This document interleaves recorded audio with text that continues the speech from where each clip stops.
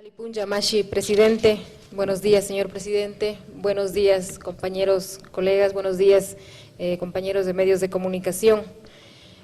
Buenos días a todos los ecuatorianos y ecuatorianas que nos están escuchando esta mañana. En este gobierno no hay día en que se deje de trabajar, incluso durante la Semana Mayor, la Semana Santa. Este es un espacio, como hemos dicho, pluricultural, donde el presidente de la República rinde cuentas a sus mandantes, cumpliendo con la responsabilidad con que asume este cargo. Aquí intervienen profesionales de todos los medios y de todas las regiones como parte de la democratización de la comunicación. Señor presidente, en esta ocasión nos acompañan también trabajadores del registro civil, nos acompañan estudiantes de la Universidad Salesiana, representantes de la ONG Servicio Paz y Justicia y representantes de la Asociación Latinoamericana de Radiodifusión.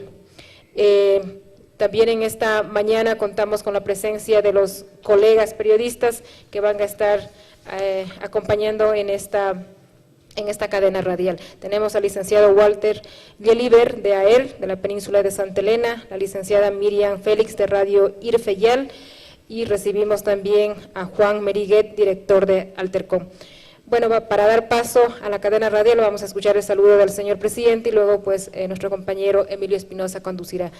Mashi, presidente, saluda a Ecuador, Runa Cunate. Yupaychani, Tiaca. Sí, buenas, un gran saludo a todos y a todas. Bienvenidos compatriotas, bienvenidos jóvenes, bienvenidos ciudadanos, ante los cuales el mandatario, que no es el que manda, es el que recibe el mandato, es el que obedece el mandatario, ante los cuales el mandatario debe rendir cuentas, debe informar. Bueno, el país sigue avanzando. Primero, un gran abrazo a todos. Esta cadena se lanzará al aire el día sábado de gloria. Ojalá que estén disfrutando la Semana Santa en todos los sentidos, en el sentido de descansar un poco, pero también de encontrar paz, si es posible encontrarse un poco más con Dios, de orar por el país, por el presidente, por el gobierno, para que Dios nos ilumine, para dar pasos acertados y aceleradamente sacar al país de la postración que hemos vivido por siglos. Un poco el resumen de lo que hemos vivido esta semana. El día lunes participamos en la feria por el Día Mundial de la Salud en un barrio marginal de Guayaquil, donde por la acción comunitaria, es decir, Ministerio de Salud con vecinos organizados, han logrado que los casos de dengue este año sean cero. Es un ejemplo a imitar y a multiplicar. Así también el día lunes, respondiendo a nuestro deber, pero también ante las presiones que ha habido y justas, se presentó el programa económico del gobierno, en el sentido de que nos decían que presenten el plan económico. Quiero decirles, como lo dije ese día, que siempre el gobierno ha tenido plan económico, en la campaña lo presentamos. Lo que pasa es que una cosa es tener lineamientos de política, como reactivar la economía, cuidar el sector externo, etcétera, y otra cosa es estar en el poder para poder ya cuantificar esas cosas, saber cuál es el efecto de una y otra medida. Y ustedes saben que no hemos tenido un solo día de descanso. 4 diputados, antes de que sea presidente, ya habían pedido mi destitución. Entonces, hemos presentado el día lunes, 2 de abril me parece que fue, ya el plan económico que siempre estuvo ahí. Siempre estuvo en sus lineamientos generales, pero lo hemos presentado con metas cuantificables, con programas concretos, etcétera. Y para finales de abril esperamos presentar el programa social para el país, programa que también ya está elaborado, solo está siendo sistematizado para presentárselo al país. El día martes tuvimos pues toda la mañana una reunión de trabajo en el Ministerio de Defensa para ver el estado de nuestras Fuerzas Armadas, los potenciales conflictos que enfrenta el país. Y también presentamos al país, como lo ofrecimos durante la campaña, la Comisión Especial para investigar los delitos bancarios. Como lo dije en aquella ocasión, el país no debe vivir primero en la mentira, eso jamás, pero tampoco nos están llamados baños de verdad, es decir, de vez en cuando darse un baño de verdad. Debe vivir permanentemente en la verdad. Solo la verdad nos hará libre, dice el Evangelio. En consecuencia es necesario saber nombres y apellidos, hechos concretos de aquellos que nos destrozaron en el 99 e incluso en el 2000. ¿Qué se hizo con la Corporación Financiera Nacional? ¿Qué se hizo con los negociados de los certificados de depósitos? ¿En qué situación se hallan los juicios que se están siguiendo? Recuerden que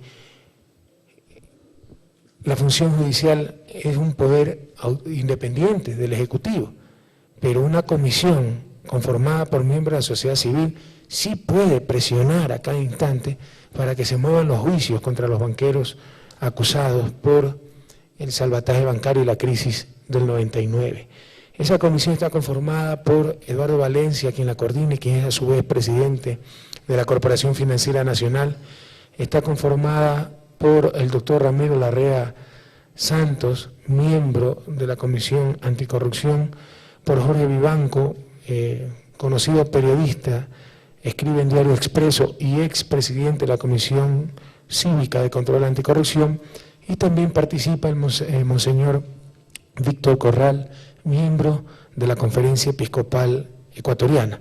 El día miércoles, como todos ustedes saben, partimos hacia Brasil, donde se firmaron muy importantes compromisos, 15 convenios en lo energético. Repetimos la posición con respecto al campo ITT, se firmó un memorándum de entendimiento con Sinopec, ENAP y Petrobras, empresas públicas o controladas por el Estado. En Petrobras es el presidente Lula el que designa el presidente, el que da las políticas, etcétera, para que nos presenten una oferta de explotación del ITT. Esto significa cerca de 5.000 millones de dólares en inversiones y unos 700 millones de dólares por alrededor de 20 años de ingreso para el país. Lamentablemente ese campo está en una zona altamente sensible ecológicamente hablando. Y no nos engañemos, todo progreso exige algo de impacto ambiental. El gran desafío es un desarrollo sostenible y sustentable donde se puedan lograr los beneficios del progreso, tener atención médica, tener medios de comunicación, etcétera, pero minimizando el impacto ambiental. Ese es nuestro desafío en caso de explotarse el ITT, pero Ecuador incluso dio un paso más allá, algo inédito tal vez a nivel mundial. Propone no tocar el ITT, pero siempre y cuando nos compensen en algo por todo lo que estamos dejando de recibir. Recuerden que los países de la cuenca amazónica son los que generan el bien más preciado, que es el oxígeno, sin el cual no habría vida en este planeta. La mayor parte de ese oxígeno la generan los países de la cuenca amazónica. Si nosotros queremos comprar un tractor de Estados Unidos, tenemos que pagar un precio por eso. Eso significa, si pagamos $10.000, significa 10 toneladas de banano. Es el equivalente en lo que se podría comprar nuestro banano. Es decir, tenemos que dar algo nuestro para poder adquirir ese tractor. Pero para poder beneficiarse de esos bienes ambientales que genera la cuenca amazónica, para poder beneficiarse de ese aire puro, aire limpio, ese oxígeno, no tienen que darnos absolutamente nada a cambio, porque se llaman bienes de libre acceso. Entonces eso tampoco es justo. Nosotros estamos generando un bien de altísimo valor, fundamental para la vida, pero como es de libre acceso no recibimos nada a cambio. Y más aún, nos presionan para que no topemos esa selva, ese capital ambiental que está generando ese oxígeno. Y compartimos esa preocupación, pero también reconozcan que ellos ya depredaron su medio ambiente para llegar hasta donde están, y ahora sí nos dicen, no toquen su selva, no toquen su Amazonía, etcétera. Y estamos de acuerdo con eso, pero compénsenos por algo, compénsenos por lo que dejaríamos de ganar, compénsenos por el servicio que estamos generando. Entonces es un criterio basado en la justicia. Por supuesto no basado en el mercado son los que tienen que pagar, pagan. Es decir, el oxígeno es un bien de altísimo valor, pero como no tengo que pagarlo, ahí tengo a los países pobres generando muchos bienes ambientales sin que reciban 2 reales. El tractor sí lo cobro, pero en una nueva concepción económica basada en la justicia y en la equidad, tienen que compensarnos por esos bienes ambientales que generamos. Entonces esa es la propuesta de Ecuador. Nosotros no tocamos el campo ITT, pero al menos denos el 50% de lo que haríamos de recibir por no extraer ese petróleo, es decir, unos 350 millones de dólares anuales. Esa es la misión que tenemos, ese es el mensaje que hemos lanzado al mundo. Y cabe enfatizar que el principal problema para el medio ambiente en nuestro país es la pobreza, que mientras haya desempleados, ¿cómo pido a un desempleado que no tumbe un árbol aunque sea para vender leña. Mientras el país no tenga plata para mejorar la calidad de la educación, sin buena educación, ¿cómo enseño a la gente a cuidar el medio ambiente, a apreciar el medio ambiente? Entonces esos 700 millones nos servirían muchísimo para la preservación de ese mismo medio ambiente que están preocupados en preservar muchas organizaciones y países del primer mundo. Entonces estamos dispuestos a dejarlo el petróleo en tierra, en las entrañas de nuestra tierra, pero tienen que compensarnos y ese dinero ser orientado a luchar contra la pobreza para proteger aún de mejor manera nuestro medio ambiente. También se firmaron convenios en Brasil sobre biocombustibles, también en salud, en tecnología de información y en muchos ámbitos. Lo importante, lo más importante de todo esto, además de los convenios en sí mismos, es la extraordinaria relación que existe con el hermano pueblo, el hermano gobierno, el hermano país del Brasil. Cooperación bilateral que tiene que irse profundizando. Hay problemas en esa cooperación y en esa relación también, por ejemplo, el gran déficit comercial que ya supera los 800 millones de dólares, el presidente Lula está consciente de aquello y hemos puesto manos a la obra en una serie de programas, ferias binacionales, capacitación, etcétera, para tratar de equilibrar ese gran déficit. De igual manera, sabemos que sin infraestructura y vías de comunicación no existe verdadera integración. Por eso se ha puesto énfasis en el eje multimodal Manta-Manaos, que uniría la costa pacífica con la costa atlántica de América del Sur. Se va a formar una comisión binacional para ya definir el proyecto y el financiamiento. Y de igual manera nos hemos comprometido en el plazo más corto posible a iniciar frecuencias aéreas Quito, Manaos, si es posible Quito, Sao Paulo, Quito, Río de Janeiro, Quito, Brasilia, porque es impresionante. En este sentido, América Latina incluso ha retrocedido. En los años 80 había más frecuencia con Ecuatoriana de Aviación, con Baric, etcétera, que lo que tenemos actualmente. Y ahora, viajar a Brasilia desde Quito es más largo que viajar a Bruselas desde Quito. ¿De qué integración estamos hablando? Entonces, todas esas cosas se conversaron para que sean remediadas en muy corto plazo. Entonces, la integración sigue, la cooperación sigue, el buscar acuerdos que beneficien al país continúa. Y eso, el resumen de una semana corta, donde las actividades acabaron el Jueves Santo, y espero pues que el Viernes Santo todos hayan pensado un poco en la pasión y descansado y encontrado paz espiritual, y que este sábado de gloria, y más aún el domingo de Pascua, sea de felicidad y paz para todas las familias ecuatorianas. Bien. Yupay Chani, presidente, gracias. A modo de información, presidente, van a hacerles preguntas de parte de los representantes de los trabajadores del registro civil, también los estudiantes de la Politécnica Salesiana y del Fondo Ambiental del municipio de Quito. Esto se dará en el transcurso de la ronda. Emilio, adelante. Gracias, Mónica. Señor presidente, buenas tardes. Queremos dar la bienvenida al licenciado Walter Yeliwe, representante de Radio Santa Elena y Genial de la península de Santa Elena, la licenciada Miriam Félix, representante de Radio Irfeyal, y el compañero Juan Merijek, director de Altercom, que también nos acompaña. Vamos inmediatamente a darle la bienvenida a la licenciada Miriam Félix. Señor presidente, muy buenos días y gracias por darnos esta oportunidad para dialogar y sobre todo ser portadores de ese pensamiento del pueblo ecuatoriano a través de esta cadena radial. Nosotros como periodistas somos portadores de lo que piensan ellos.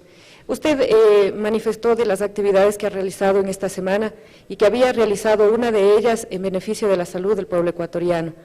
Y también de la educación mencionaba usted, de que la calidad de educación aquí en el país debe ser mejorada. En base a eso yo quiero hacerle una pregunta, porque miles de ecuatorianos no tienen acceso a la educación. Niños y niñas ecuatorianos no tienen acceso a la educación, alrededor de 200 o 300.000 niños no han entrado al régimen regular de lo que es la educación primaria, más aún para la primaria. Ahora, ya pasado el tiempo, esos niños, esas niñas ya son adultos que no han tenido esa formación, y en base a eso, en representación de Irfeyal, de una institución que tiene 28 años en el Ecuador y que ha hecho presencia, usted también ha sido testigo de lo que es la alfabetización en el país.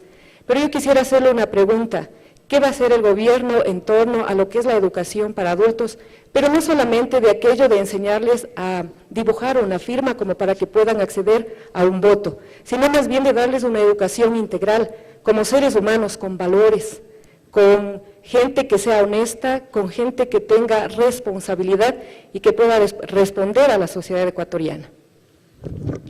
Tenemos el plan de alfabetización muy ambicioso, desarrollado en el propio Ecuador, con aportes de experiencia de otros países, pero desarrollado en el propio Ecuador, que lo pondremos en marcha en los próximos meses en forma intensiva y que aspira que en un par de años se erradique el analfabetismo en el Ecuador. Ya hablar de la formación de valores es más difícil, porque para eso, bueno, usted tiene mucho más contacto con las personas. Sin embargo, la formación de valores, en valores viene de muchos lados. A un adulto ya es muy difícil que usted le diga, pórtese bien y que le haga caso, o no hagas esto y que le hagas caso. Pero, por ejemplo, viene también con el ejemplo. Y creo que la ciudadanía se está dando cuenta que aquí existe un gobierno pulcro, de manos limpias, que sabe que solo somos administradores de los bienes de todo el país. Gente que entrará con menos de lo que, saldrá con menos de lo que entró, le aseguro. Entonces, esa también es una forma de educar en valores, con el ejemplo. En todo caso, permítame, licenciada, la oportunidad de muy sinceramente felicitar la extraordinaria labor que por 28 años ha hecho IRFEYAL, el Instituto Radiofónico Fe y Alegría, y en general todo el programa Fe y Alegría. Ustedes son parte de esos héroes y heroínas anónimos y anónimas a los que me refiero siempre, ¿verdad?, que iluminan mucho brillando poco y han contribuido con tanto al desarrollo del país, sobre todo al de las clases más necesitadas. Así que en nombre del país, muchísimas gracias. Licenciado Walter Jelliver. Señor presidente, en primer lugar, muchísimas gracias por la oportunidad que le da a un periodista de la península de estar en esta cadena de radio que se origina hoy sábado santo.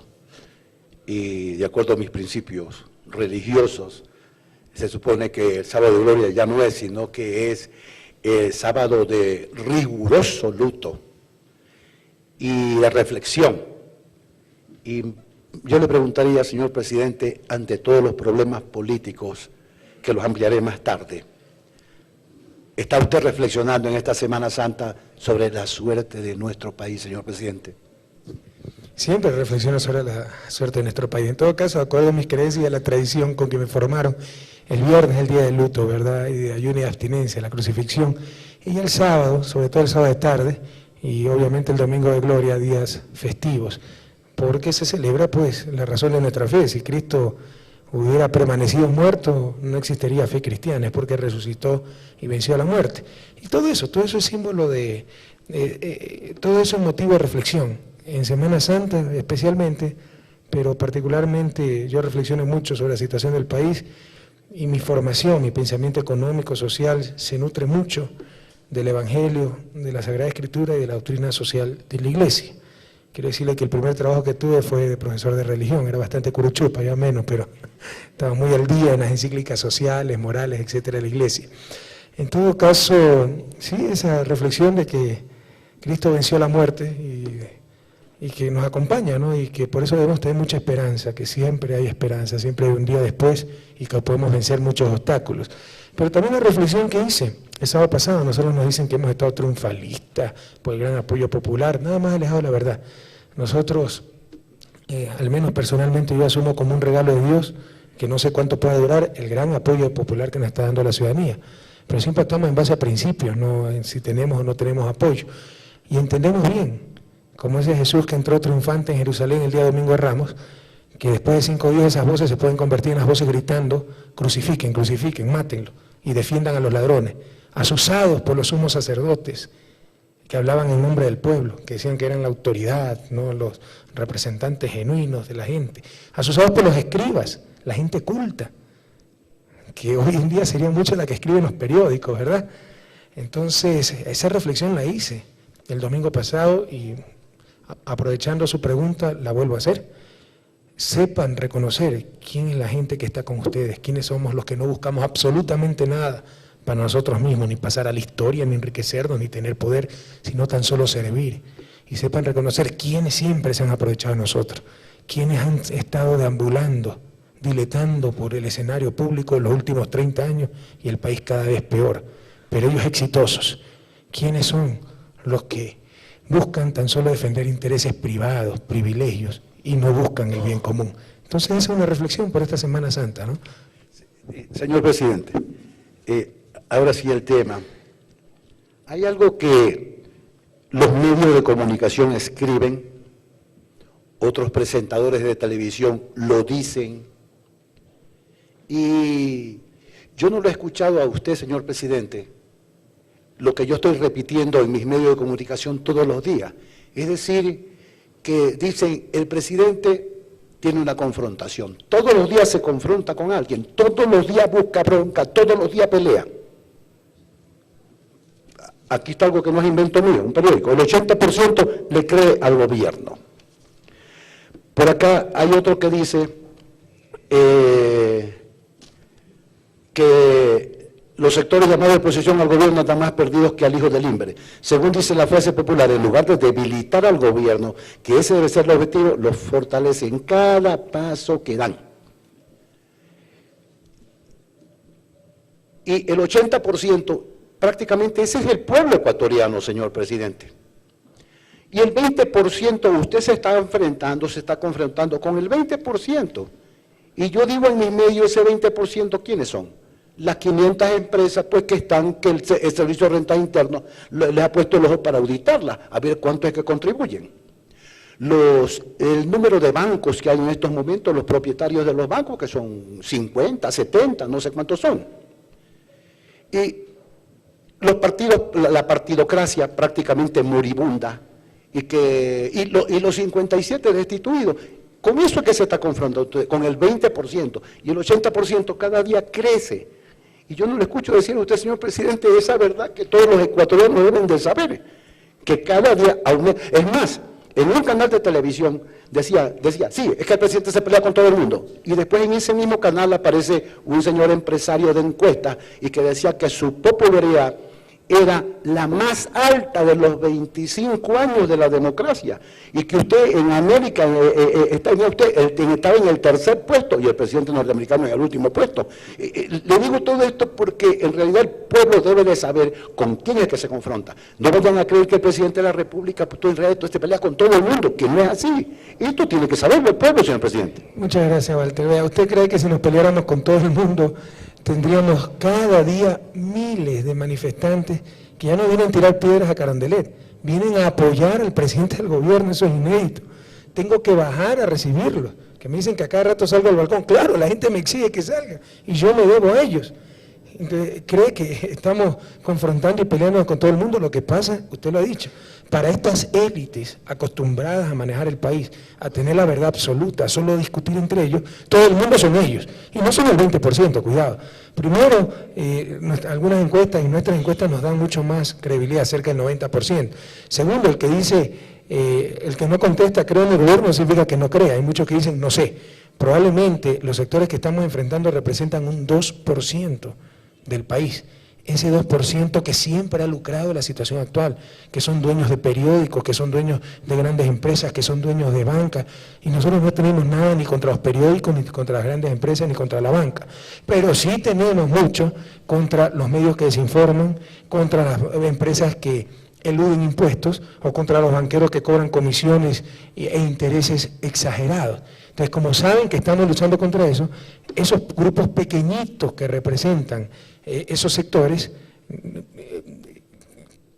desviados, porque no son todos, les insisto, yo no he generalizado jamás, yo he dicho hay mafias informativas, jamás he dicho todos los periódicos y toda la información es mafiosa, jamás lo he dicho, pero por supuesto ciertos periódicos sacaron que yo había generalizado, lo cual no es cierto. Entonces, esas pequeñas mafias que hacen mucho más bullo de lo que verdaderamente representan, hablan en general, no todos.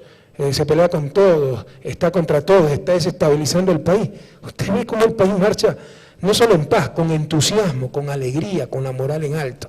Pero como no son ellos los que están logrando aquello, por el contrario, son los que están siendo auditados, puestos en la palestra, desnudados ante la opinión pública, entonces el presidente se pelea con todos, es decir, con toda la gallada de los barrios exclusivos de San Borondón, del Club de la Unión, pero como están acostumbrados a ser dueños de la verdad del país, como están acostumbrados a creerse a que el resto no somos parte de este país, entonces dicen el presidente se pelea con todos. No, enfrentamos frontalmente a unos cuantos grupos de interés que nos han dominado durante tanto tiempo.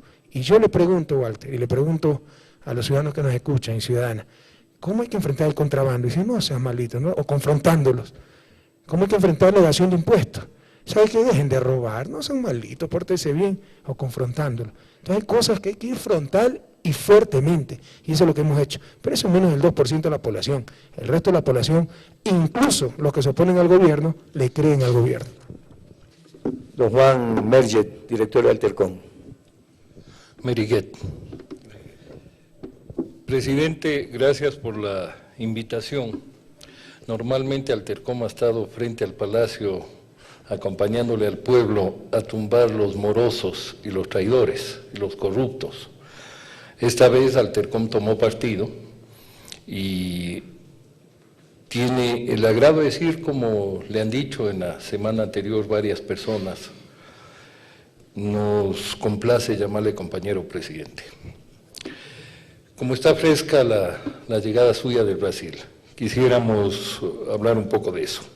Al decir de varios medios de comunicación, de los medios famosos y grandes, en su reciente viaje al Brasil, usted propuso que se cree un Fondo Monetario Sudamericano, juntando las reservas de todos los países de la región como mecanismo de independencia y soberanía frente al Fondo Monetario Internacional y al Banco Mundial.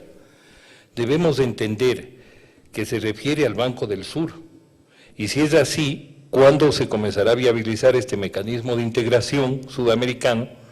¿Cómo se lo hará? ¿Cuál será la participación del Ecuador? ¿Y qué beneficios concretos tendremos las ciudadanas y los ciudadanos ecuatorianos? Muchas gracias, Juan, por su pregunta y sus palabras. Déjeme tratar de explicar muy sencillamente cómo funcionan los sistemas monetarios. Normalmente cuando un país vende algo al exterior o presta dinero al exterior, obtiene dólares, con eso emite moneda nacional que está respaldando, emite moneda nacional y esos dólares respaldan esa moneda nacional. Es decir, si usted de repente en Argentina quiere cambiar pesos por dólares, va al Banco Central o va a un banco privado, entrega pesos y le dan dólares. Entonces hay un respaldo en dólares para la cantidad de pesos que están circulando. Ese respaldo en dólares se llama reserva monetaria. Ahora, no toda la reserva monetaria hay que tener en una bóveda, sino que la mandan al exterior, a inversiones que se pueden retirar enseguida, eso se llama inversiones de alta liquidez, pero así también que pagan poco, 1 o 2% de interés. ¿Sabe cuánto en reservas tiene América Latina en el exterior, sobre todo en el primer mundo? 200.000 millones de dólares, que están financiando a los países más ricos del mundo. Por otro lado, esa misma América Latina que está enviando 200.000 millones de dólares afuera de la región, sobre todo al primer mundo, tiene que ponerse de rodillas para que el Fondo Monetario nos dé unos cuantos centavitos, para que nos hagan este préstamo, y aprovechan de eso para poner una serie de condiciones, porque ahora, para someter a los países ya no hace falta bombarderos, portaaviones, sino es a través de los dólares. Te induzco a endeudarte, y después, para que me puedas pagar a mí mismo, te presto plata, pero si haces esto, quitas el subsidio al gas, que elevas el costo de los combustibles, los famosos ajustes estructurales, ¿verdad? Y programas de estabilización del Fondo Monetario. Entonces no podemos ir cayendo en esa trampa. Dicho sea de paso, en Ecuador la situación es peor, porque en dolarización no se necesita reserva monetaria. Si no tenemos moneda nacional que respaldar, ¿para qué necesitamos reserva monetaria? Entonces la dichosa reserva monetaria son los depósitos del sector público, entre ellos el IES en el Banco Central. Estos señores mandan esa plata a Miami, a Estados Unidos, a ganar 1 o 2% de interés, que antes incluso se lo cogían. Ya en noviembre, aunque sea, se lo devuelve ese interés al Seguro Social, pero antes hasta eso se cogían. Entonces, no necesitamos reserva, y eso que es ahorro público está financiando a Estados Unidos en vez de estar financiando al país. Eso es un gran absurdo. Entonces, ¿cuál es la idea? Una coordinación, unir esas reservas en un fondo que le podemos llamar Banco del Sur, para que preste a países que tengan problemas de financiamiento, crisis, etcétera. Por ejemplo, en Ecuador, en los próximos años tenemos un alto servicio de deuda externa y después va bajando. Eso nos va a implicar grandes sacrificios, estrecheces. Si hubiera ese Banco del Sur, prestamos dinero, le debemos a largo plazo al Banco del Sur y podemos pagar las obligaciones que tenemos de corto plazo y salimos del bache, como se dice vulgarmente, ¿verdad?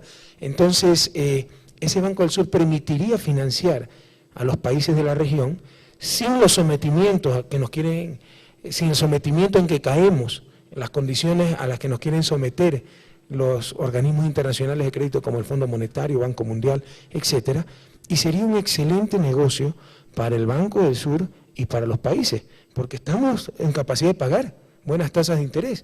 En estos momentos nuestras reservas ganan 1 o 2%, podríamos pagar 6-7%, con lo cual obtenemos financiamiento más barato del que estamos obteniendo y a la vez las reservas obtienen un rendimiento más alto, las reservas manejadas por el Banco del Sur. Entonces esa es la idea, pero no solo eso, viendo un poco más lejos, en forma más ambiciosa, ese Banco del Sur manejando las reservas podría emitir después moneda, una moneda regional respaldada por esas reservas unidas y sería el Banco Central de América del Sur y tendríamos una moneda común y una unión monetaria al estilo Unión Europea.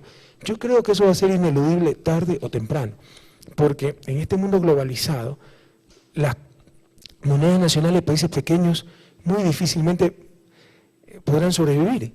Lo que se intercambia diariamente entre monedas, lo que entra y sale de los países y las regiones son trillones de dólares. Las economías nacionales son como barquitos de papel en una tempestad. De repente pueden salir centenas de millones de dólares de un país pequeño como Colombia y ahí quedó Colombia y su moneda nacional. Entonces, tarde o temprano tenemos que ir a bloques monetarios más grandes. Entonces, viendo en el tiempo, incluso ese Banco del Sur puede ser el preámbulo para un banco central que respalde una moneda común sudamericana. ¿Cuál sería la participación del Ecuador? Los beneficios le he dicho ya, ¿verdad? Beneficios para Ecuador y para toda la región. ¿Cuál sería la participación? Todo eso hay que sentarse a conversar. Probablemente la participación en capital podría ser proporcional a lo que produce cada país, al nivel de producción. O sea, el que más produce aporta un poco más, el que menos produce aporta un poco menos. Pero esos grandes rasgos, la idea del Banco del Sur y el aporte que significaría para una verdadera integración latinoamericana, que ya no puede quedarse tan solo en integración comercial, sino que debe ser una integración monetaria, como la que estoy hablando, financiera, como la que estoy hablando, e incluso política. Señor presidente, hoy vamos a dar la bienvenida a representantes de distintas organizaciones que se unen para este importante diálogo nacional y queremos que don Miguel Moreno, trabajador del Registro Civil, pueda elaborar su inquietud de manera concreta. Bienvenido, Miguel. Muy buenos días, señor presidente de la República, señores presentes. Primero quisiera desearle el mejor de los éxitos en todos los ideales que usted tiene por el bien de nuestro país.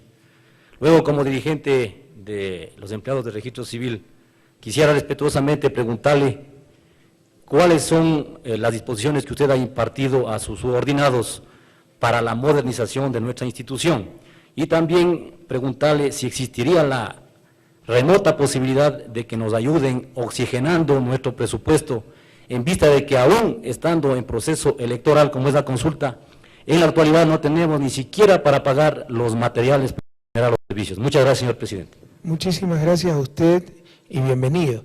Bueno, ya hemos dado algunos pasos, ¿verdad? Ya el Registro Civil no está bajo la tutela del CONAN, el cual desapareció, y el objetivo de esa tutela era privatizarlo. Temporal, transitoriamente, está a cargo de la Vicepresidencia de la República, y el objetivo, sobre todo con la Asamblea Constituyente, después de la Asamblea, es conformar un Ministerio de Tecnologías de Información, que se haga cargo de telefónicas, celulares, conectividad y también del registro civil e incluso de los correos, que con la más alta tecnología modernice estos dos últimos servicios, registro civil y correos. Muy probablemente apoyaremos en la parte presupuestaria para fortalecer al registro civil.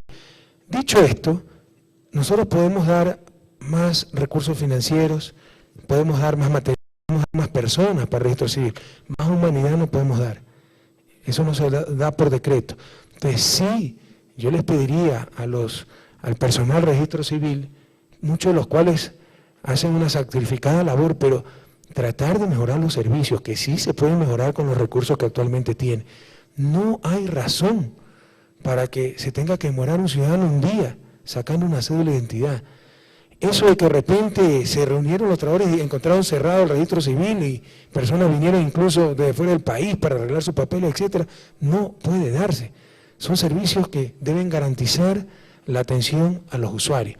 Entonces sí les pido por favor mejorar el servicio. Ahora bien, algunos creen que la solución es la municipalización, privatización, etcétera, de los servicios.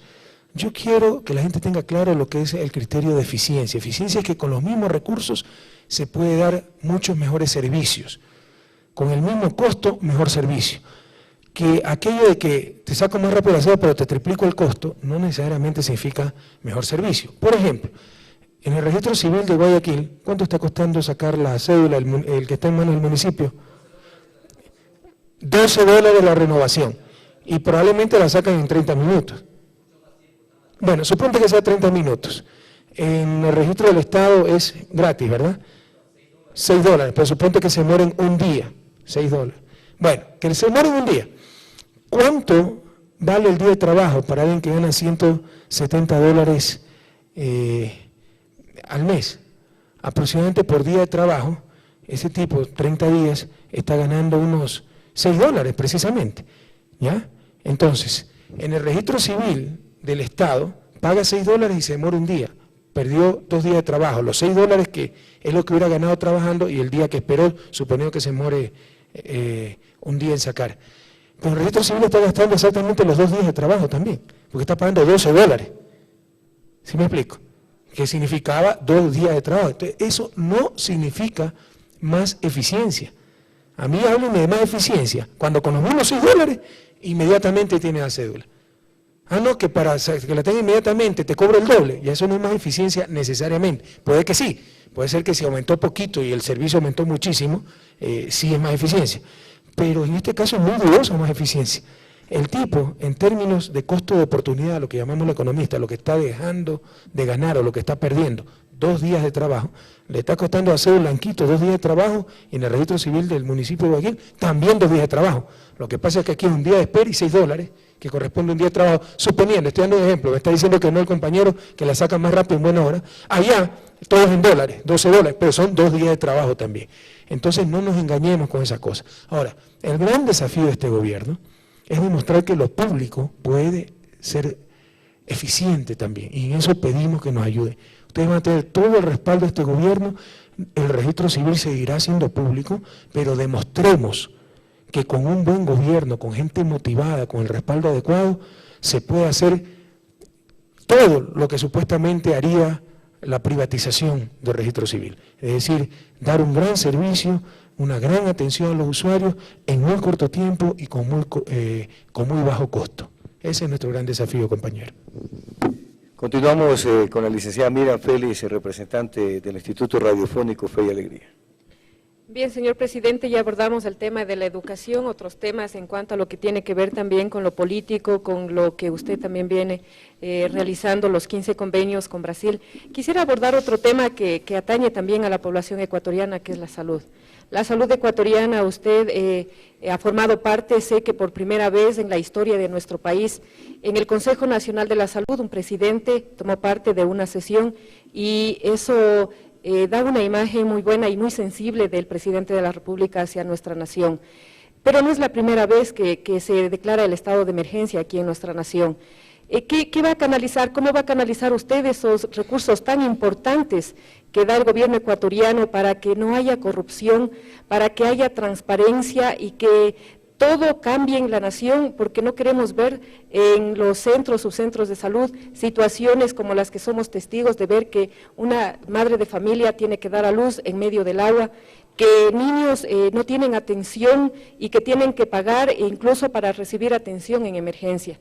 Esa es una parte. Y la otra parte es de los afiliados hacia el IES, que está centrada la atención del afiliado del Instituto Ecuatoriano de Seguridad Social en el Hospital Carlos Andrade Marín.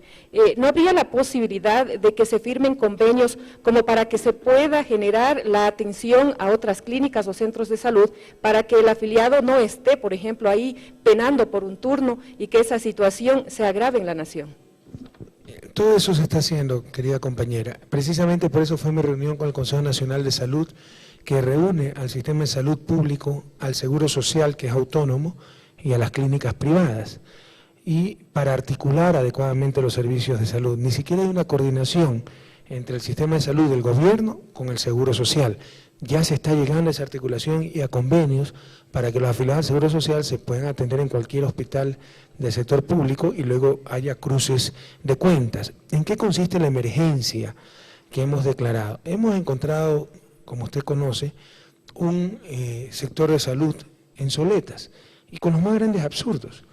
¿Quién puede entender que en este país haya decenas de miles de profesionales de salud desempleados, pero que los hospitales públicos trabajen solo de 8 a 12 en consulta externa? ¿Quién puede entender? Es que la ley del médico, de los doctores, dice que solo trabajan 4 horas. Maravilloso.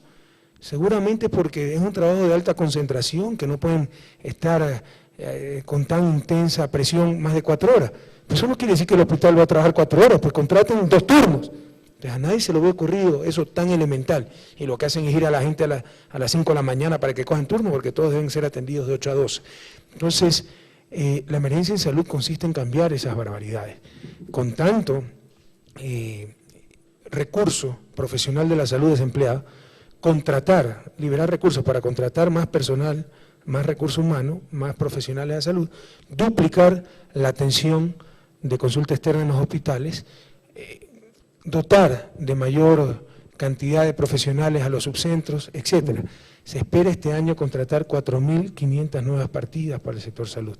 Dicho sea de paso, en otra de las barbaridades que ha vivido el país, usted sabe que hay mucha migración de los profesionales de salud. En Chile, algunos calculan que existen 3.000 médicos ecuatorianos. De ellos, muchos trabajan en el sistema primario de salud de Chile. El 80% se calcula que el sistema de salud pública chileno, primaria, es sostenido por médicos ecuatorianos. Entonces, fíjense el absurdo. En un país como Chile, con menos urgencia en salud pública, sí encuentran empleo. En su propio país no. Pero no solo eso. Cada médico nos cuesta $50.000 prepararlo. Si hay 3.000 médicos en Chile, eso significa que le hemos regalado a Chile $150 millones. Un país más rico que nosotros está recibiendo un subsidio del Ecuador. Entonces esos absurdos tienen que acabar. Por supuesto que hay demasiados profesionales en ciertas ramas. Por ejemplo, en marketing. Hay 500.000 facultades en marketing y pronto este país va a tener más expertos en marketing que consumidores. Pero en salud podemos decir que hay demasiados profesionales. Por el contrario, dadas las deficiencias de salud, se requieren muchos más profesionales de salud. Lo que pasa es que está mal diseñado el sistema. Y eso es lo que tenemos que coordinar y arreglar. Entonces, el primer paso es la emergencia. El primer paso de la emergencia, 4.500 nuevas partidas, duplicar el horario de atención en los hospitales públicos, dotar de recursos humanos a los subcentros, sobre todo a las zonas rurales, pero se está haciendo mucho más. Se están preparando campañas, tenemos un grave problema de casos congestionados. Usted mencionó el hospital del IES Andrade Marín, de la ciudad de Quito. En ese hospital solo en ese hospital hay 1.200 cirugías de caderas represadas, es decir, en lista de espera, cuando el hospital solo tiene capacidad para operar 6, 7 caderas por semana. Quiere decir que estamos condenando a muchos compatriotas a que se mueran sin poder volver a caminar. Entonces estamos preparando campañas con hospitales de campaña, con buques hospitales pedidos a gobiernos amigos y con contratación temporal de profesionales de salud para descongestionar todas estas cirugías, todos estos casos que han sido represados, cirugía del ojo. Acuérdense, la mamá del compatriota Palata, el que fue asesinado en el atentado de Leta, cuando va a España, allá lo operan en 20 minutos de una catarata de 30 años y por fin puede ver. Fíjense aquí los que hablan que no hay que hacer quedar mal al país, que cuidar el riesgo del país, esas son las vergüenzas para el país. Que tenga que viajar a un país extranjero para que en 20 minutos le resuelva un problema de 30 años y una compatriota pueda volver a ver. Entonces se trata de hacer una campaña con médicos, enfermeras, etcétera, contratados temporalmente, con apoyo a hospitales de campaña, barcos, hospitales, etcétera, con apoyo extranjero también, para descongestionar todos esos casos, operaciones de catarata, cirugía de caderas y otra serie de cirugías que han estado represados durante mucho tiempo. De acuerdo con usted, señor presidente, con todo lo que tenemos que hacer y más que todo trabajar en transparencia, porque a veces no es casos de recursos, sino más bien de actitud. Me olvidé ese punto que usted mencionó. Sí, hay mucha ineficiencia y mucha corrupción, con el dolor del alma le digo, en el sector salud.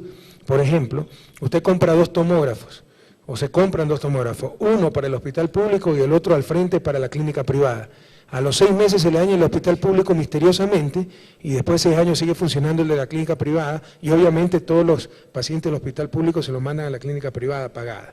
Entonces, esas cosas tienen que acabar y van a acabar.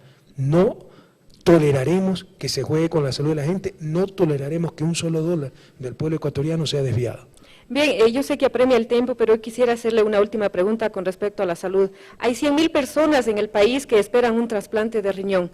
Lamentablemente, esas personas no reciben una atención directa, sino se están haciendo hemodiálisis, y eso lo que genera es solamente recursos para ciertas empresas en el país. ¿Usted ha pensado, el gobierno ha pensado de toda esa política de salud, tal vez algún proyecto, algún plan sobre trasplantes?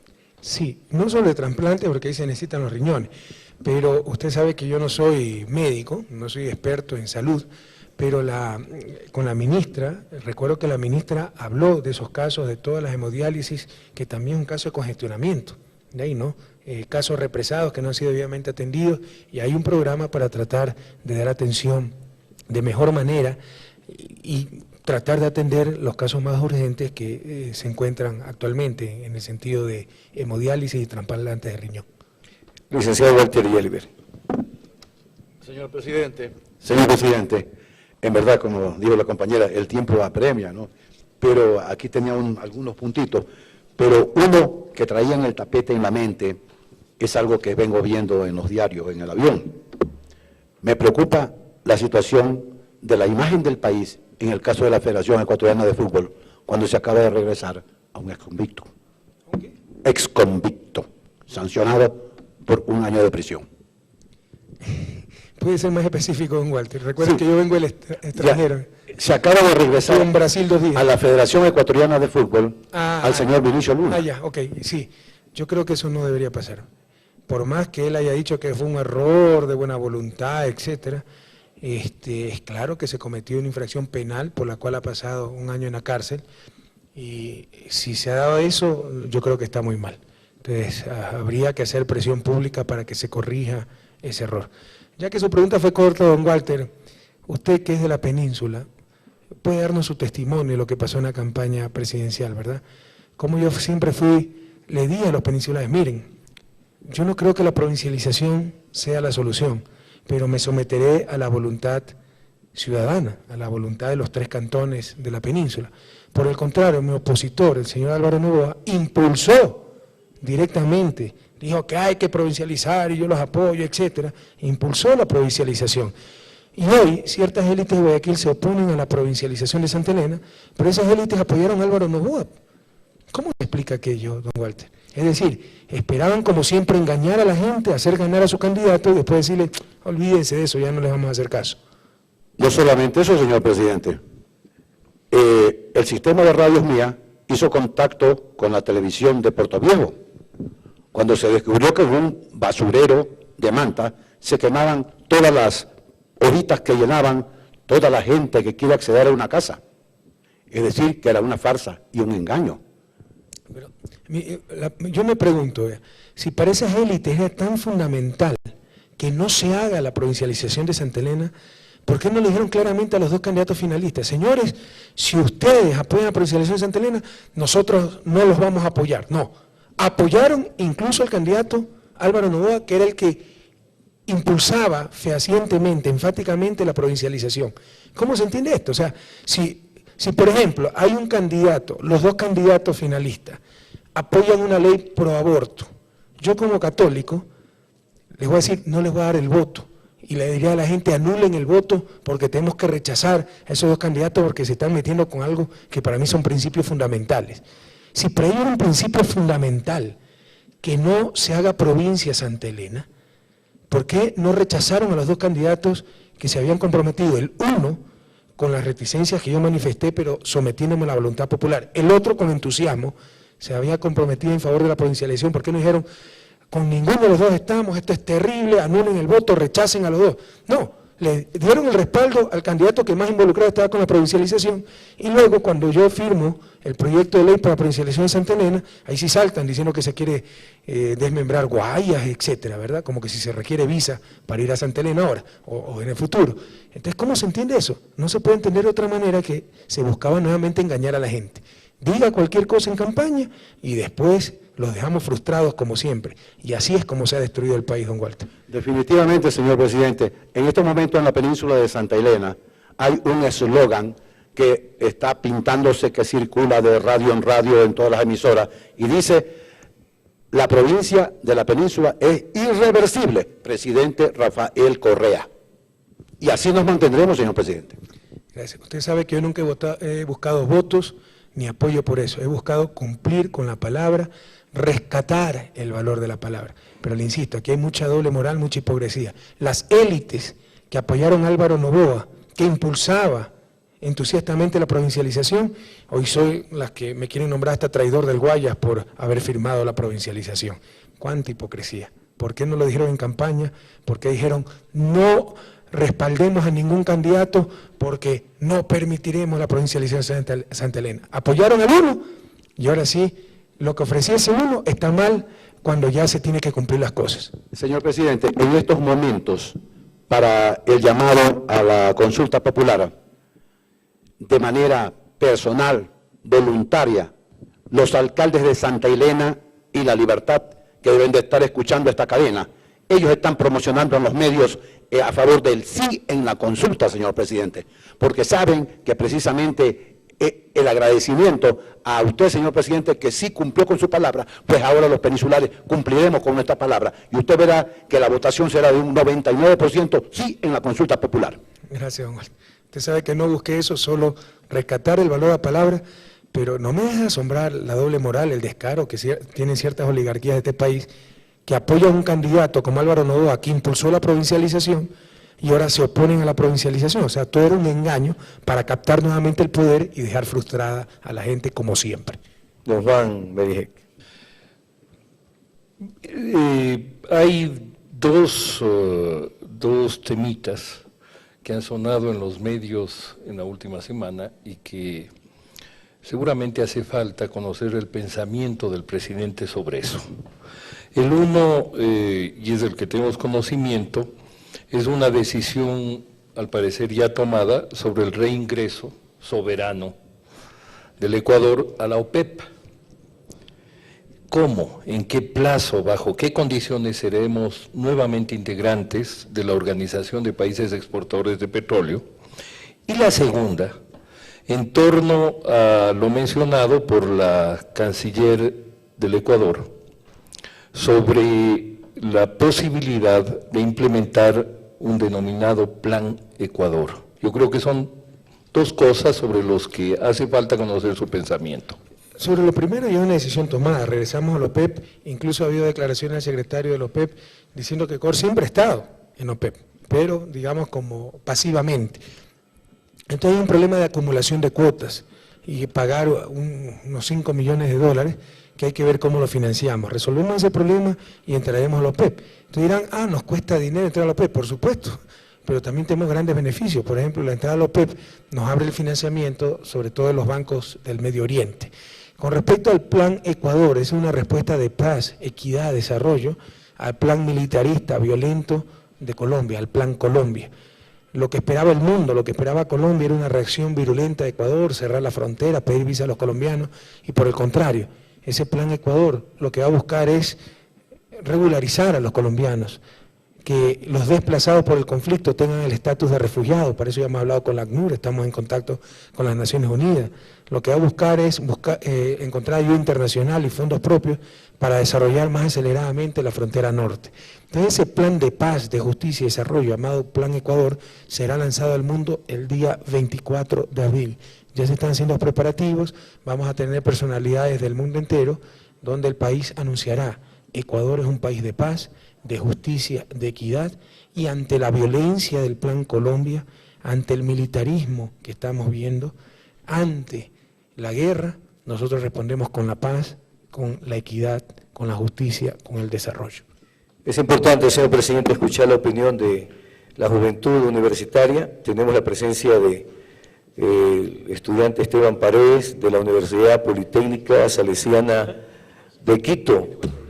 Adelante, Esteban. Señor presidente, buenos días. Gracias por la oportunidad que se nos da el estar aquí y hacernos escuchar también como jóvenes. Se ha hablado bastante también de los créditos a microempresas. La pregunta en el sector universitario es si es que vamos a estar dentro de estos beneficiados, los universitarios, y también cómo se entregará estos créditos al sector universitario. Gracias, señor presidente. Sí, gracias, querido amigo. Nuestro programa de crédito es masivo, a todo nivel, entre ellos el microcrédito. El microcrédito ya comenzó y a final de mes vamos a sacar el programa, un subprograma que se llama Socio País y los jóvenes. El programa completo es Socio País, que incluye vivienda, buen desarrollo humano, microcrédito, etcétera. Entonces, ¿qué busca el programa Socio País y los jóvenes? Crédito orientado sobre todo a los jóvenes. Por ejemplo, a los jóvenes de familias pobres, los jóvenes de familias que son receptoras del bono de desarrollo humano y que se gradúen, van a tener un crédito para que puedan estudiar la universidad.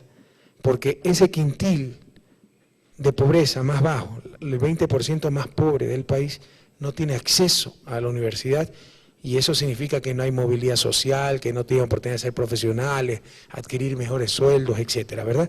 Entonces ese es uno de los programas, pero hay otros programas, que es Mi Primer Empleo, tanto para jóvenes bachilleres que no quieran seguir universidad, cuanto para profesionales universitarios que se gradúan y sin un adecuado apoyo crediticio van al desempleo.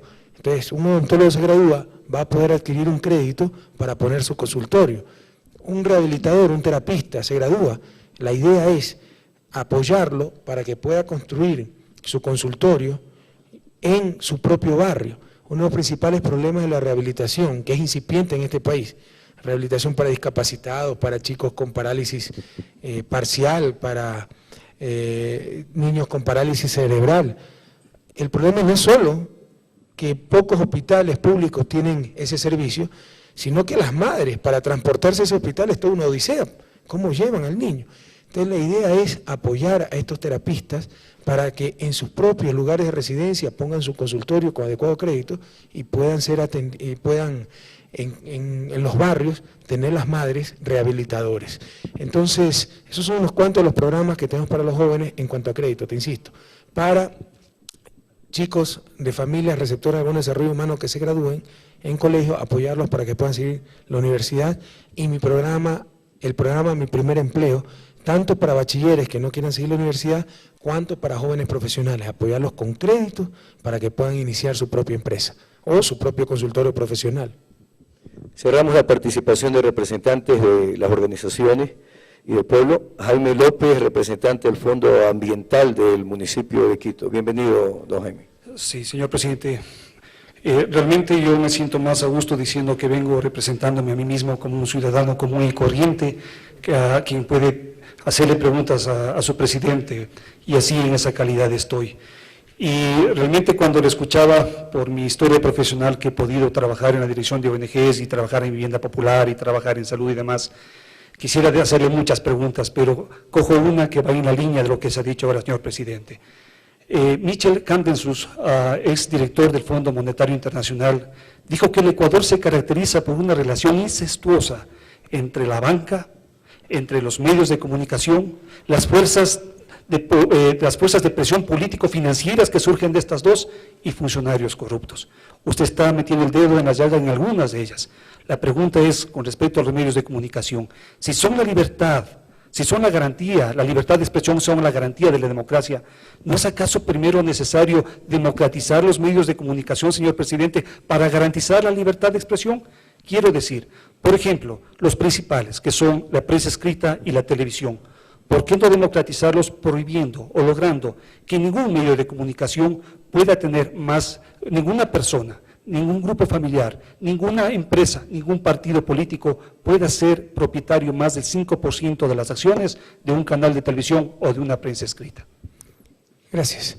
Y sí, lo más importante, el papel más importante en una democracia no es el de trabajar en el departamento ambiental del municipio, no es ser funcionario del registro civil, es ser ciudadano. Entonces los felicito, ustedes están aquí como ciudadanos que tienen todo el derecho que su presidente les rinda cuentas. Sí, entonces Michel Candessou, ese ex presidente del Fondo Monetario Internacional que dijo que aquí hay una relación incestuosa entre banca, medios de información y funcionarios corruptos, también está confrontando, ¿verdad? Se está peleando con todo el mundo. Está diciendo una verdad evidente, que no se ha querido priorizar y que ya es hora de enfrentar. Y lo vamos a hacer. Y una gran oportunidad sería la Asamblea Constituyente. Sin embargo, en muchos aspectos, mis queridos amigos, este país no necesita nuevas leyes. Eso tienen razón las personas que dicen aquello. Si no se necesita aplicar la ley, sepa usted que ya la ley que regula medios radiofónicos de televisión prohíbe, por ejemplo, escenas de violencia, prohíbe programas que lleven a la población a discriminación política, racial, sexual, religiosa, etcétera. Impone una hora de programas educativos por día. Pero aquí no se ha hecho nada, esto ha sido la anarquía total, la ley de la selva. Como esos mismos grupos han puesto al gobierno, entonces tenían patente de corso para hacer lo que les dé la gana.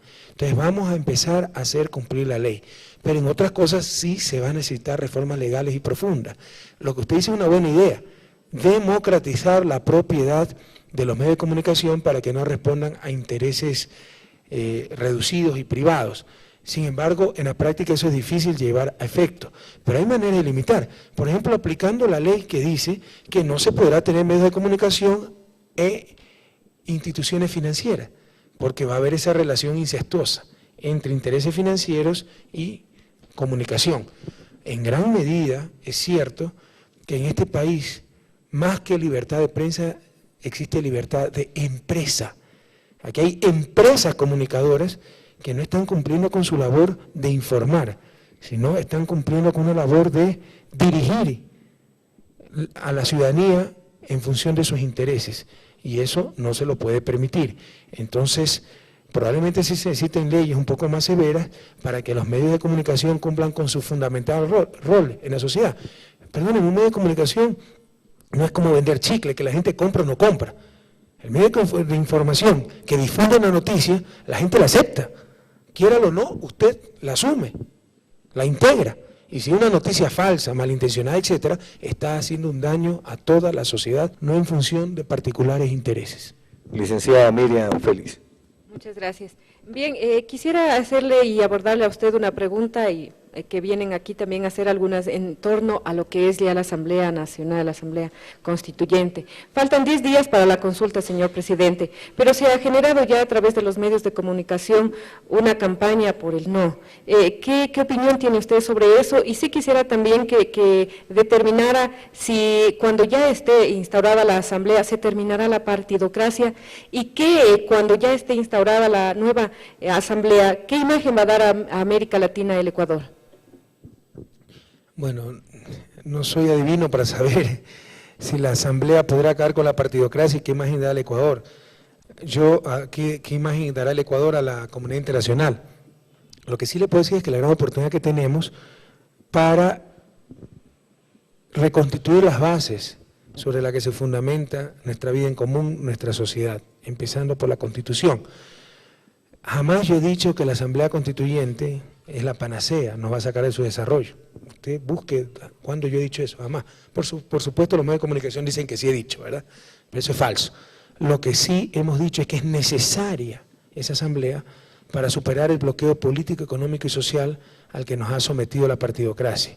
Y lo que sí le podría anticipar es que si se vota por la gente adecuada y se trabaja bien en esa Asamblea, sí será la partida de función de la partidocracia. Porque, por ejemplo, esa Asamblea puede imponer que los partidos se democraticen, que cada año haya elecciones universales, secretas, al interior de los partidos, entre los afiliados al partido, y se acabarán los cacicazgos, entre otras cosas, ¿verdad? En cuanto a la primera parte de su pregunta, la campaña por el no, bienvenida. Si esa es la democracia, aquí dicen que se quiere vivir una dictadura, entonces ustedes encuentran que en una dictadura se puede estar con el no, contra la posición del gobierno.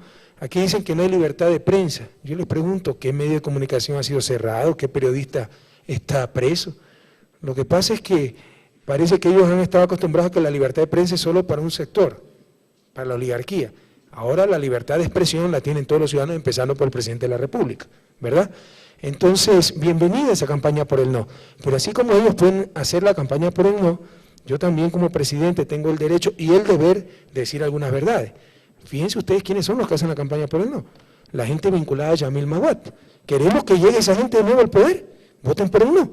Queremos un cambio y enterrar definitivamente a esa gente que se nos robó depósitos, vida, futuro, etcétera. Votemos por el sí. Entonces está en el pueblo ecuatoriano. Vean quiénes están detrás del no. La gente que no quiere cambiar nada porque ha usufructuado de la situación actual. Los mismos de siempre, los mismos que nos pusieron a Maguad en el poder, que lo apoyaron, etcétera. Entonces, ¿quieren que vuelvan esos mismos de siempre? Voten por el no. Quieren un cambio para mejor y para mucho mejor si hacemos bien las cosas, si apoyamos a los candidatos ciudadanos a la asamblea, etcétera, voten por el sí. Está en los ciudadanos la elección. Yo ya he cumplido con mi papel. Se les garantizó en la campaña electoral que ahí vamos a esa consulta popular para que el pueblo pueda decidir. Ya le toca a ustedes decidir lo mismo de siempre o por el futuro. Licenciado Yeliber. Señor presidente, hay algo que me conmovió en días pasados en la península de Santa Elena, y es la suerte de 96 hermanos ecuatorianos de por acá de la zona del Austro, que fueron detenidos porque querían salir del país en busca de mejores días, y que se los mantuvo detenidos, incluso algunos nos declararon que habían sido tratados mal. No sé en realidad dónde está el delito. No es delito. Inclusive que un fiscal les iba a iniciar una instrucción como cómplices de los coyoteros. Entonces sí me preocupa la suerte de estas personas, estos ciudadanos, estos hermanos, que los gobiernos anteriores pues han dejado este país. Usted recién tiene 2 años, dos meses en el gobierno, señor presidente, pero lo han dejado sin trabajo, sin fuentes de trabajo. La gente busca mejores días todavía en otros países extranjeros. Pero estos ni siquiera se embarcaron, los cogieron en un hotel y fueron detenidos. Ahí está la información de la prensa, fueron tratados mal y eso me preocupó muchísimo. Sí, habría que investigar un poco más a fondo, pero el tratar de salir del país, la migración irregular, no es un delito. Delito es el coyoterismo. Entonces probablemente fueron retenidos porque si son 96 ya hay un problema, o sea, cómo regresan a sus casas, cómo se alimentan, incluso protegerlos contra los mismos coyoteros que los van a amenazar para que no denuncien, etcétera. Por eso habría que investigar si recibieron malos tratos, eso jamás se puede permitir. Por el contrario, esa gente es merecedora de toda nuestra solidaridad y yo le diría de toda nuestra ternura. A mí me llena de ternura, una mezcla de indignación y ternura ver cómo se arriesga hasta la vida por dejar la patria que los vio nacer, porque en esa patria no encuentran trabajo, no encuentran futuro, etc. Dicho esto, don Walter, la migración no se va a detener con mayores controles en nuestras costas, persiguiendo coyoteros, sancionando a los migrantes, que le insisto, no es delito, así que no pueden ser sancionados. La migración se va a detener cuando la gente en su propia tierra encuentre educación, salud, trabajo, dignidad, encuentre un futuro. Y por eso es que estamos luchando. Hace poco tuvimos la emergencia Air Madrid, quebró esta compañía y miles de compatriotas no podían regresar a España, tuvimos que declarar la emergencia, buscar aviones, nos apoyó la Fuerza Aérea Venezolana, la Fuerza Aérea Española y logramos regresar a la gran mayoría de estos conciudadanos preocupados por Air Madrid.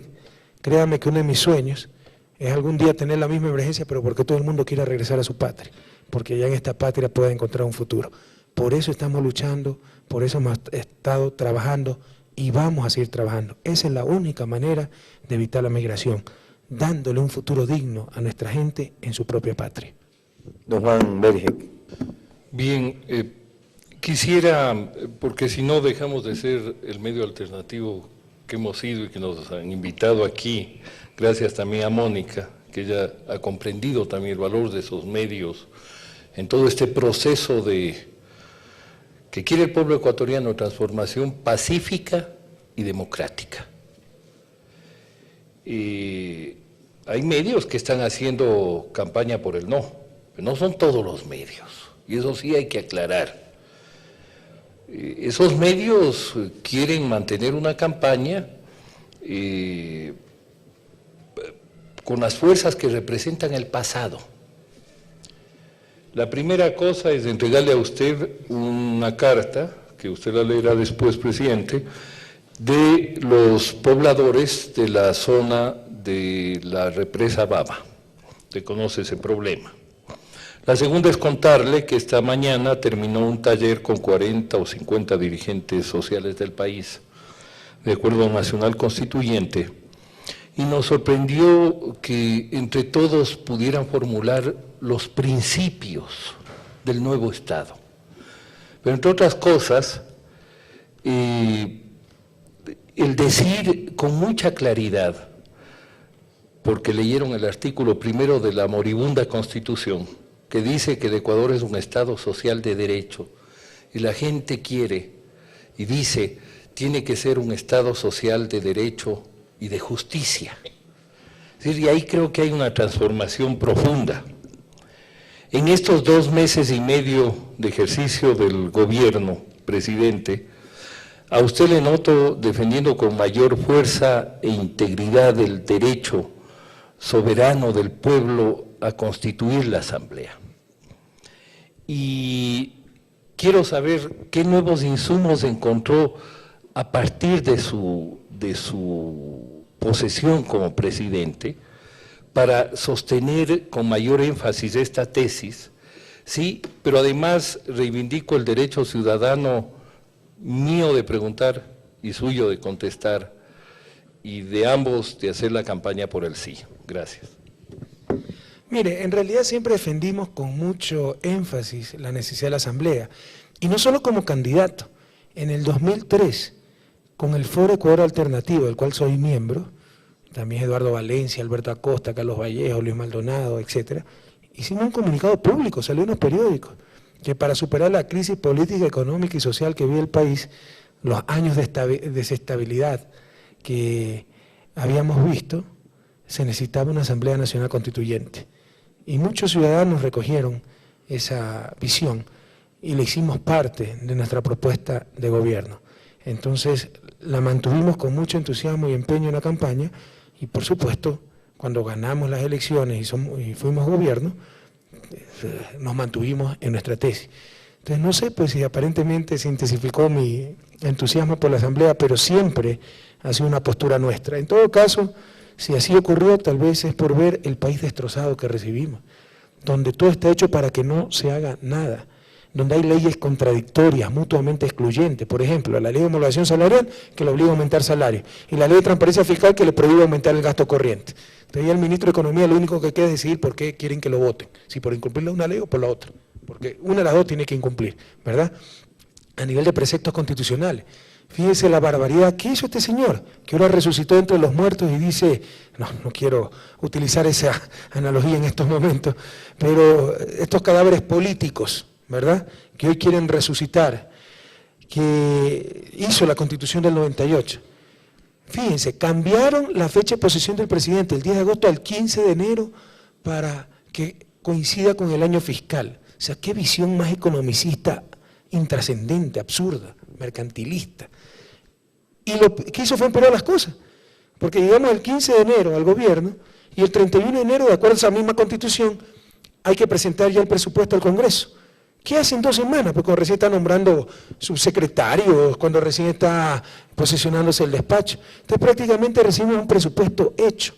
Entonces, hasta esos pequeños detalles hay que cambiar en la Constitución. Entonces probablemente, si es que se ha notado un entusiasmo aún mayor por la Asamblea, que ya lo teníamos de mucho antes, un convencimiento de que se requiere aquí una Asamblea para cambiar las bases sobre las que se sustenta nuestra sociedad, tal vez ese mayor entusiasmo o mayor empeño viene de haber visto un país destruido, un país donde todo está hecho para que no se haga nada, donde se quiere maniatar al gobierno, donde independientemente de quién esté en el gobierno, los mismos de siempre quieren seguir dominando en base a estructuras caducas.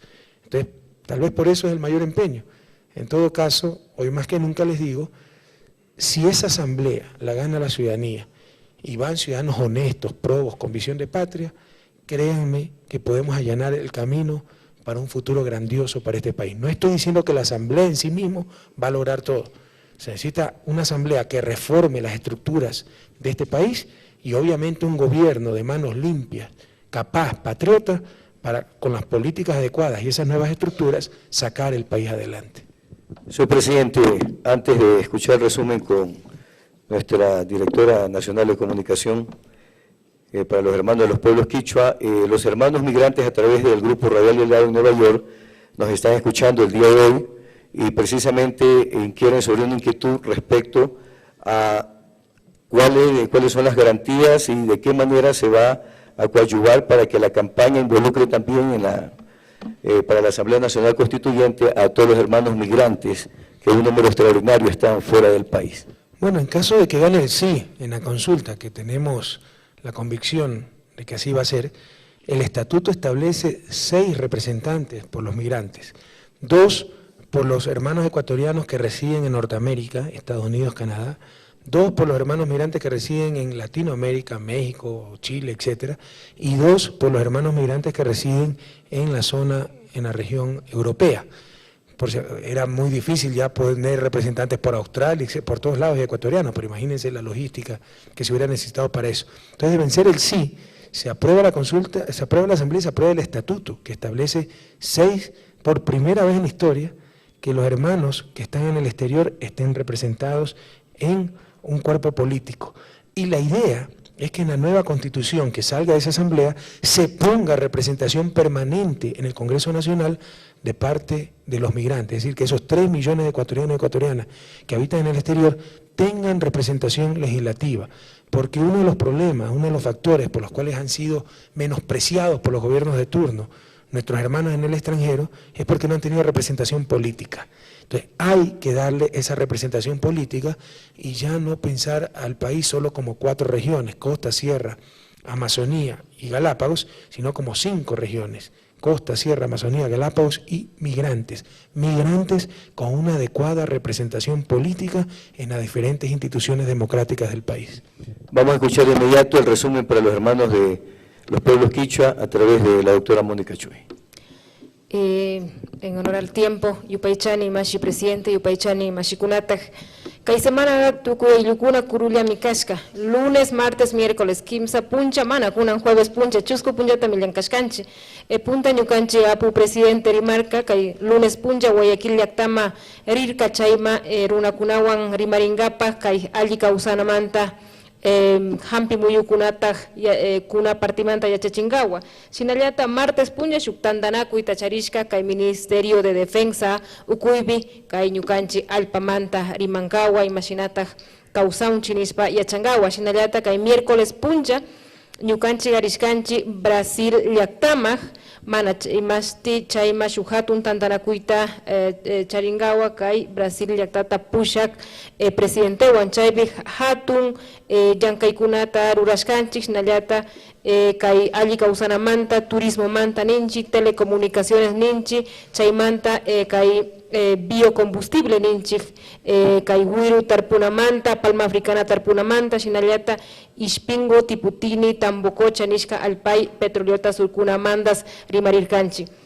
Chaymanta Shamushka, Washa, Kaipi, Mashi, Huillachikurata, Pushkaura, Ñukanchi, Presidenteta, Ima, Yankay Kunatata, Erurahun, Nishpa, Chaymanta, Rimarca, Kai, Yachana Partimanda, Plan de Educación, Ashkata Micharinchi, Nirka, Yachachingawa, Astawan, Ashka, Wakunata, Chaymanta, Shug, Tapuipi, Rimarca, Banco del Sur, Nikpika, Chaika, Shughatun, Bancuta, Huiñachingapa, Tukui, Mamayakta Kuna, Kay América del Sur, Nishkaibi, Tía Kuna, Shuhatun Bancuta Uñachingawa, Chaymanta, Kulkita Mañarisha, hasta Baño Canchi Mamayakta Guna, Ñaupagmacatichu Nishpa. Shinayata, Kay Organización de Países Exportadores de Petróleo, Nishka, OPEP, Chay Ukumami, Ecuador, Yaykungarajun, Ñucanchi, Ecuador, Petroliota, Randi Chigliacta, Kashkamanta. Shinayata, Kay Plan Ecuador, Samiri Macpi, Mashi Presidente Nirka, Kay Ecuador Mamayactaca, Mana Piñanakusha, Causa que Yacta Chucan, Kaipika, Aji Causanata Munanchi, Chaymanta Millana Paikunata, Diana Paikunatian Carajun, Kay Frontera y Causa Gruna Kunaray Kushinayata, Crédito Partimandas Rimashka, Malta Kunata Kungapak, Kay Colegiota Tukuchi, Runa Wawakunata, Runa Kunata Kungapak, Tiangara. Kushinayata Puchuga Virimarca, Kay Consulta Popular Manta, Domingo Puncha, 15 de abril, Shamuk Domingo Punchaipi, Tuku Irunakuna Rina Kanchik, kay ari ningapak ñukanchi mushuk kamachi kilkata uñachingapak Constitución Asamblea Constituyente nishkamak paktangapak chayta berimashkanchi kay tutamanta kutillata kutimushun washa sábado puncha yupaychani. Señor presidente, su mensaje en este día de reflexión cristiana. Gracias. Bueno, agradecer a Walter, agradecer a Miriam, agradecer a Juan, agradecer a ustedes, Emilio y Mónica, por este nuevo encuentro entre el presidente y sus mandantes, que es el pueblo ecuatoriano. Decirles que el país avanza con alegría, avanza con esperanza, avanza con pasos firmes. Hay desde pequeños detalles a grandes cosas que demuestran un cambio. Por ejemplo, esta semana estuvimos en Brasil, 7 ministros fueron, tal vez por primera vez en la historia del país, la mayoría de esa delegación de ministros eran mujeres. Lula no lo podía creer, 4 mujeres y tan solo 3 hombres, 5 mujeres si contamos a Mónica, que tiene rango de ministro. Es decir, 8 miembros con rango de ministro, 5 mujeres y 3 hombres.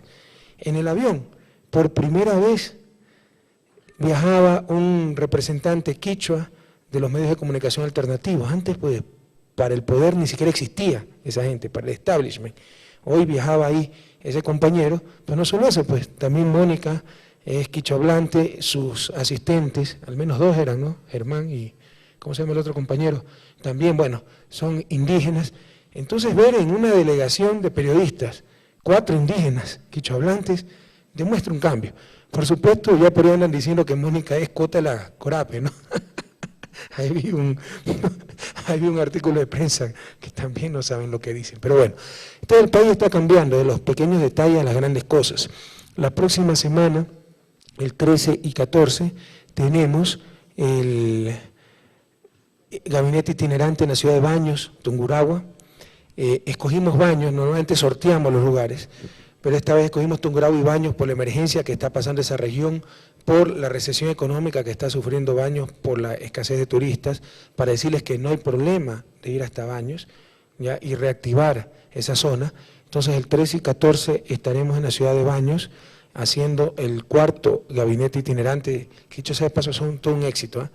Todo un éxito a nivel de trabajo, a nivel nosotros también de contactarnos con la gente, de aprender mucho de las zonas donde vamos, de redescubrir nuestra tierra, nuestra gente, su capacidad artística. No se imaginan la calidad de artistas que tenemos en cada rincón de la patria, la comida nacional, etcétera, sino también para todos esos pueblos que visitamos, Tena, Macará, Quinindé, próximamente Baños, el ánimo, la esperanza que significa que el gobierno va hacia ellos. Ya no es que ellos tienen que estar buscando al gobierno, sino que todo el gabinete, presidente y vicepresidente, va hacia ellos. Entonces son un éxito completo. Y recuerden, el día domingo 15 de abril, todos a votar, masivamente a votar por el sí en esa consulta popular, diciéndole a la partidocracia, diciéndole a los mismos de siempre, que queremos un nuevo Ecuador, queremos un futuro diferente. Recuerden, el domingo 15 de diciembre, el domingo 15 de abril, dije 15 de diciembre, estoy en diciembre, estoy bien cansado, es que estamos, no se imaginan el trajín que tenemos, disculpe. El domingo 15 de abril, ya, la elección es muy fácil, votar por el sí o votar por los de siempre. Ustedes escogen, compatriotas. Muchas gracias, señor presidente, y a todas las emisoras de la cadena Unidos por el Ecuador, a través de OPE y CORAPE, que aglutinan distintas provincias para llevar esta señal, a Corape Satelital y Online, Ecuador Inmediato Online, el Grupo Radial Delgado en los Estados Unidos. A todos ustedes, hermanos ecuatorianos, muchísimas gracias, buenos días y será hasta el próximo sábado.